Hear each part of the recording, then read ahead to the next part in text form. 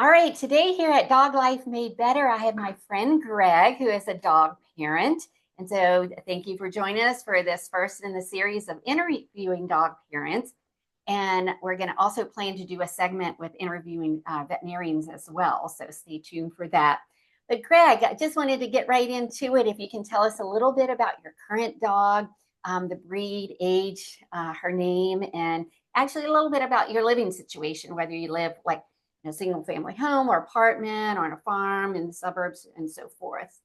Sure. Thank you. So, And thank you for being here so much. oh, you're welcome. My pleasure. I'm happy to be on, and this will be a fun conversation for us.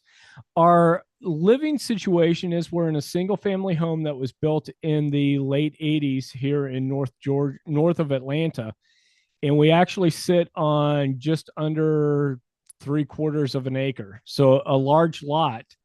Which has been great for all of our dogs. They've got enough room to go out and sniff around and play and, do whatever dogs do. Very nice. And the current dog that we have right now is a full blooded beagle named Roxy. And she is about 11 years old, maybe 12. She was a rescue. So age is kind of sketchy.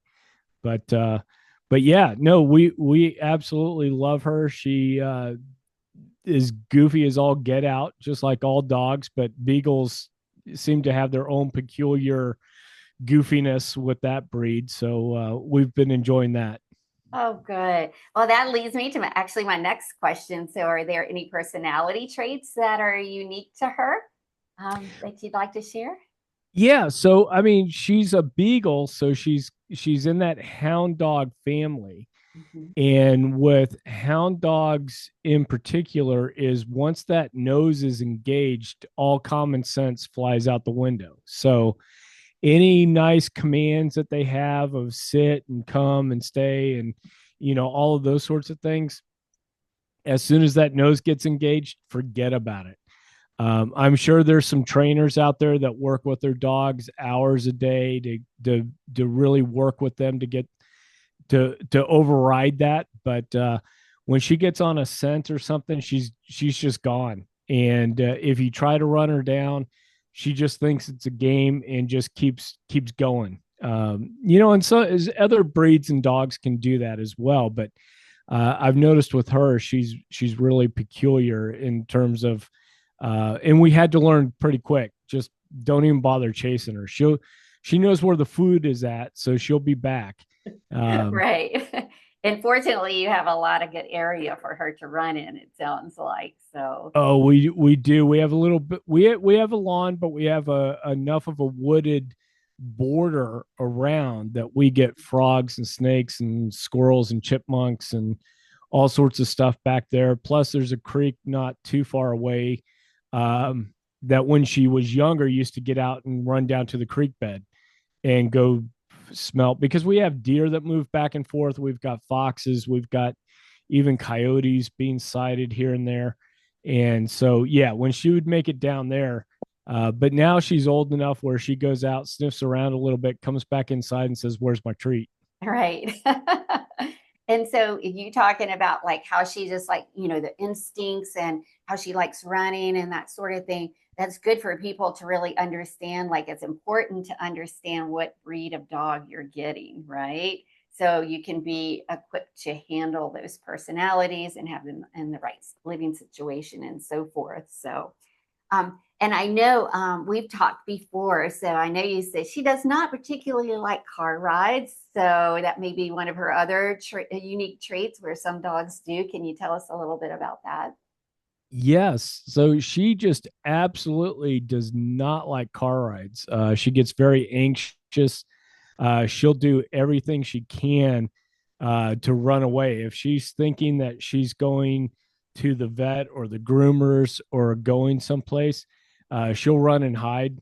And you have to just go ahead and put the leash on her when she's upstairs and just, she's small enough. I'm lucky I can pick her up and bring her down. But um, you have to just walk her out to the car and put her in the car and take her where you need to go. But I always had other dogs that loved it. that would jump up front and be your co-pilot and or sit there.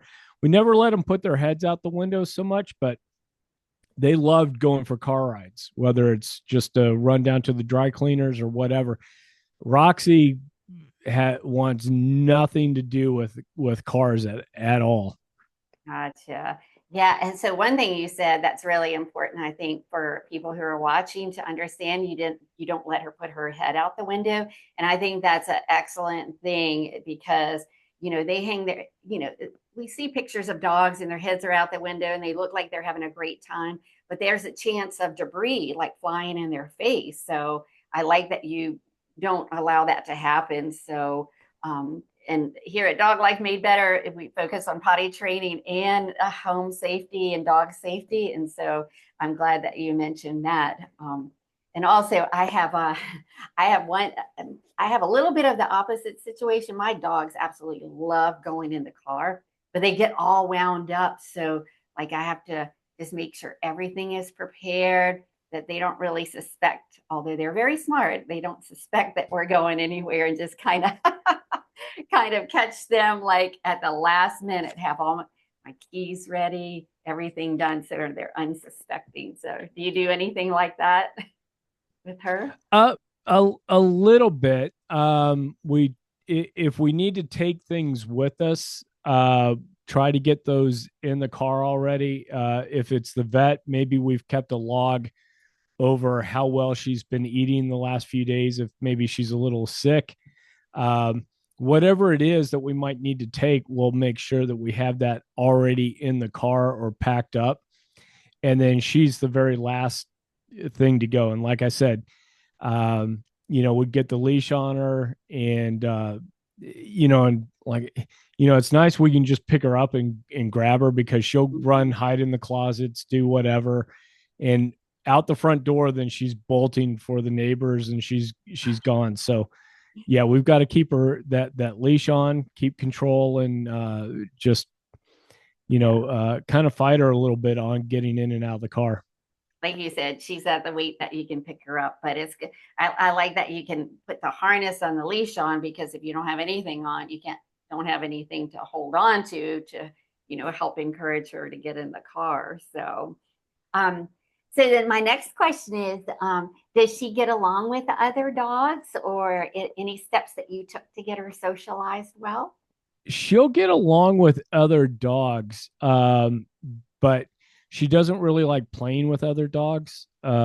She typically submits really fast to other dogs. So any bigger dogs, she just kind of rolls over and is very submissive to them. We had two other dogs when we adopted Roxy, and they really helped her, I don't know, figure out how to be a dog to an extent. I said, she was a rescue. And so my sister fixed her up kind of physically. And then those dogs really helped once we adopted her to help her out, I think, psychologically and emotionally. I mean, she's still a knucklehead and we love her, but they helped her as far as I think just getting in and out and being a dog and doing that. And that's, I think, is kind of an important part of some of the rescues is getting them around other dogs if they can be, so they can just figure out, what makes them happy, what makes them tick, what do they do? Yes, I love that you said that, because like I had a vet when I lived in another state, and he had one statement he told me that I'll never forget. He said, "There's a place in a dog's heart that a human cannot fill." And that is kind of like a plug for having more than one dog. And because they learn things from each other that we have no idea, we don't know their language, and things that they teach each other, like you said. So they get to know how to be a dog, especially if they're a rescue and they've lived under other stressful circumstances. So I'm glad that you said that. So what about the dog park? Does she like the dog park now then? Oh, she not really. She would go when we take our other dogs to the dog park. And the beagle, Roxy, she would sniff around the perimeter. And if there was any little gaps in the fence or any holes or anything like that, she would take off and run. But really didn't like being around the other dogs. Like I said, dogs would come up and they would try to engage with her, and she'd just kind of roll over. And then if there's other people at the dog park, she wants to run over to them and get affection from those folks. From the people instead. Yes. I have two dogs myself, but one really loves going to the dog park because he loves to throw the me to throw the ball, and he can just run and stretch his legs and play with the other dogs. And then we have our other dog. He is he's very skeptical just by nature, like ever since we've gotten him. And he just looks at me or my husband and is like, after a couple of minutes of being there, is like, why are we here? So, so each dog has their own personality. We just have to respect that. Just like humans. We like to be in some environments better than others, and so it's good for people to understand that not all dogs like dog parks. They have their own Right. personalities. So we have time for a few more questions, but I actually wanted to give you the opportunity to talk a little bit about. I know you're working on a project, and just tell us a little bit about yourself, your projects, and where people can find you. Thank you. I have a podcast called the Cool Grandpa Podcast. And what that's focused in on is grandfathers and the important role that grandfathers can play in the lives of their adult children as well as the grandchildren, of course. So we really focus in on the grandfather side of the equation. I know a lot of grandparenting podcasts and grandparenting books and materials, they still tend to be more towards the grandmas. And part of that, I think, is that guys don't really get engaged as much in the parenting space. Certainly all the parenting magazines that you see, I think, even are tended to be more towards moms. So what I try to do is talk with other grandfathers, just find out what are they doing about their relationships, how are they making those things work, and then adult grandchildren to hear their stories about what made their relationship with their grandfather special, primarily so people and especially grandpas can hear that relationship really matters, and that I've got people in their 40s, 50s, 60s and over that are telling me great stories about when they were 10 years old and things their grandfather did with them and lessons learned, and how they were taken to cattle auctions or were involved in some way with business and recreation and fun stuff with grandpas, but they learned a lot of lessons, and I think sometimes we discount those. So that's the purpose behind that. And then I've also written a children's book. I was having fun with that. Is My Grandpa's Grandpa, and that one's just about me tucking my grandson Charlie into bed, and then he's asking me all sorts of questions. Hey, Grandpa, did you have a grandpa? And so I get to share a little bit of the story and the relationship I had with my grandfather with my grandson. So kind of an interesting book. It had a blast doing it, and writing a couple of other children's books as well. Oh, very nice. So is that your book in the corner there? Can you show us? It is. That's my grandpa's grandpa, and that's if you're watching this, and you can see kind of me and Charlie are on the bed, and then my grandfather's got his fishing pole at the other end of the bed, Very fishing. So it's kind of a fun book, kind of a throwback with the illustrations, meaning we don't have any uh, steam shovels running around or tomatoes or talking dogs or anything like that. It's just kind of the older illustrations, I would say, more a little bit more nostalgic. okay. And where can people find that book? They can go to the website, cool-grandpa.us, and they can find the book there, or they can even find it on Amazon. You'll have to definitely put in My Grandpa's Grandpa or my name into the search to be able to find it, because I just have one book, so it gets buried with all the other children's books and grandparenting books. So they could search Greg Payne, Payne. Yes. Okay, great. And I'll make sure and put the links in this video as well too. So, and your podcast is called again? Tell us one more time. The Cool Grandpa Podcast. Okay, wonderful. Yeah, we'll put all that in there so people can find you. I think that's a awesome thing that you're doing, building relationships and maintaining those relationships within the family. So that's excellent. So you got time for a few more questions? A couple more? Oh, absolutely. Okay. So we did touch a little bit on, what we do here at Dog Life Made Better with potty training and home safety. So are there any steps that you have found that have been helpful for you to prepare, like in case of an emergency or any unexpected situations with your dog that might have arisen? Sure. So, some of the work that I've done has been some volunteer work with the sheriff's office here where I live. And some of what we cover in some of the training is the situations that we come across involving pets. And particularly if in North Georgia, we don't, I know we had a hurricane go through. We typically don't have hurricanes going through, Mm-hmm. but we have ice storms, we have different things. And part of what we talk about is with especially cats and dogs is making sure you've got kind of a ready kit. I mean, Oh, in yeah. general preparedness, probably should have a 72-hour kit ready to go, but then also being able to know where you can quickly grab a hold of any medications your pets are on, Mm-hmm. any kind of crates, anything that you have. Red Cross will not allow pets into shelters at all. It's a health and safety issue. Of course, there's cutouts for service animals, but you better have your certifications and all that documentation in hand if you're trying to get a pet into a shelter. So you need to make sure that you've got food on hand. With dogs, it's a little bit easier because they're so adapted. They can eat people food for a short period of time. May not be great for them. With cats, you definitely want to have a few cans of their favorite cat food around because these animals are going to be under stress. So anything that's familiar with them as far as diet goes. Smaller dogs, it might be easier for me to throw my dog's bed into the back of the car if we have to evacuate or go off to a shelter or something. So they've got something familiar with them.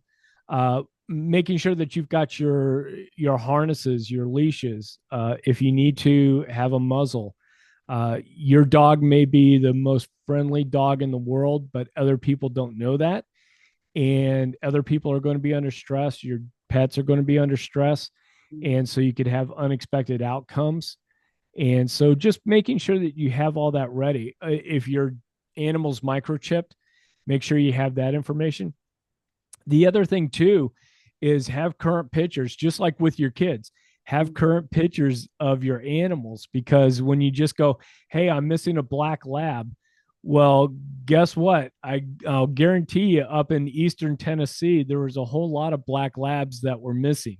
Right. And so being able to share those with a sheriff's office or animal control, whatever, to help identify your particular loved one is going to be helpful. So those are a few things that we've got in our back pocket in terms of emergency preparedness when it comes to pets. Okay, very good. Yeah, and I love that work that you're doing with the sheriff's office. That reminds me that I'm going to be doing an interview with our local firemen too to see like what happens. Like if you need, like, can you call? Like we call 911 for our own help, but what do you do in your emergency with pets? So things that would be helpful in that arena. So, and I love that you talked about getting prepared because the last time to try to get prepared is during the emergency room. We're all frantic. We don't have time. We don't, not even probably thinking about all the things we need to do. So I love that you say that. So, but thank you. Yeah, I think that's very valuable for our audience to know about. So, um, one other thing I was going to ask too, any apps or tools that you use that make dog parenting more convenient or enjoyable, or even to help keep your dog safe? Yeah, for us, what we did was we used an app called Whistle. And Whistle? what this one does is tracker that goes on the dog collar, and Okay. you can set up a perimeter around your location. Essentially, it's like a fencing Okay. part, and so you get an alert on your phone if your dog goes outside of that. And then it does some other things too, tracking activity levels, tracking sleep, does some things. But I primarily, with the Beagle, when we first had her, I wanted to know where she took off and was going to. So if I did need to go try to run her down, I can at least get into the general area where the last, like breadcrumb, because I think it uploads via cell connection every few minutes. Okay. So it's not going to give you like real time, but it'll give you like, hey, 5 minutes ago she was at this location. A Okay. couple minutes ago she was at this location. So it gets you around. So especially if you're driving around in a large neighborhood, Mm-hmm. you don't have to waste your time on the side of the neighborhood that she's not on. You can go right there. So we really liked it. That was a easy app, and it was one that you could definitely put on your phone, and then also manage through your computer when you have a larger screen.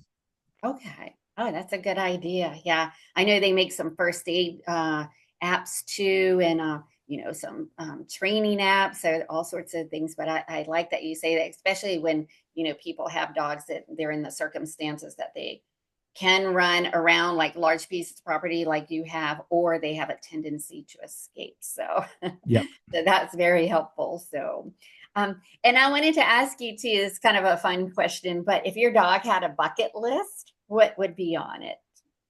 Oh boy, I think when she was younger, I would say probably working with a pack of beagles to run down some rabbits or fox or something along those lines. I know folks have different attitudes about dogs and hunting and things, but um, I think when dogs have been bred to perform certain tasks, that's when they're happiest. And I'm not suggesting that I'd want to do a fox chase to then go dispatch the fox. But I'm saying, if you can get her out on a big farm with another pack of beagles and they all start working together and they're all nose down, tail up, chasing a scent, all baying and yapping and stuff like that. I've seen that a few times with beagles and some other working hounds, and it just looks like they're just really enjoying what they're doing at that point. Having the time of their life. Yep. Very good. Yeah, I when I got my first dog, I was an adult, so I wasn't allowed to have dogs when I was growing up. But early on, I discovered once I owned a dog, like they really need a job to do. That's what makes them happiest. And I didn't really realize that, in my mind, I'm like thinking, oh, they need just love and companionship and everything would be good. But they really thrive on having a job. And it doesn't have to be a big job or what we would consider a job in our minds, but like even like my one dog right now, like he will lay, if we go out the garage door, he will lay right beside that door until we come back. So that's in his mind. His job is to make sure that he protects that door and make sure that we come back through it. So, it can be a job in disguise to us, but in their mind, they're really doing what they're supposed to be or enjoying doing. So, but that's a fun answer. Yeah, seeing them, seeing your dogs like having that opportunity. So, what about now? Now that she's a little bit older, Oh, now as is that on as your she's bucket list? as she's kind of an older, I think her bucket list is a nice warm spot of sunshine on the back deck with a full tummy. Yeah. Seems to be kind of her bucket list activity. Well, very nice. Well, this has been so much fun. I really appreciate the opportunity for you to, um, you know, talk to people out there and just give them some great tips that we talked about, about your dogs and personalities and things we can do in emergencies and so forth. So I really appreciate your time. And anything else you'd like to add or? No, just this was a blast. I absolutely enjoyed talking about dogs and had just a fun conversation. So thank you for having me on. Oh, thank you too. Well, tune in next time for Dog Life Made Better, where we talk about potty training and home safety for your dog. And I'll make sure and put the links to Greg's book and podcast where you can find him.